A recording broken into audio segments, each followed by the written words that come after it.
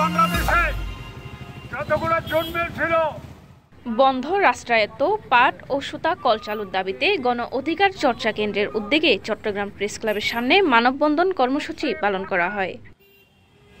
এই যে ব্যবস্থাপনা সোমবার সকাল 11টায় ডাক্তার মাহফুজুর রহমানের সভাপতিত্বে উক্ত মানববন্ধন কর্মসূচি অনুষ্ঠিত হয়। দিলরুবা খানম ছুটির সঞ্চালনায় বক্তব্য রাখেন গণমুক্তি ইউনিয়নের রাজা মিয়া, মুক্তিযোদ্ধা মোজাফফর আহমেদ ও অন্যান্য সদস্যবৃন্দরা। এ সময় বক্তারা দ্রুত সময়ের মধ্যে বন্ধ কারখানা চালুর উদ্যোগ নেওয়ার আহ্বান জানান। মানববন্ধন শেষে চট্টগ্রাম জেলা প্রশাসকের মাধ্যমে প্রধান উপদেষ্টার নিকট স্মারকলিপি প্রদান করা হয়।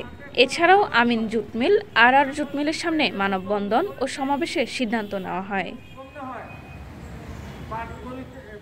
হাকিম মোল্লার তথ্যচিত্রে মরিয়ম আখি, সিটিজি নিউজ, চট্টগ্রাম।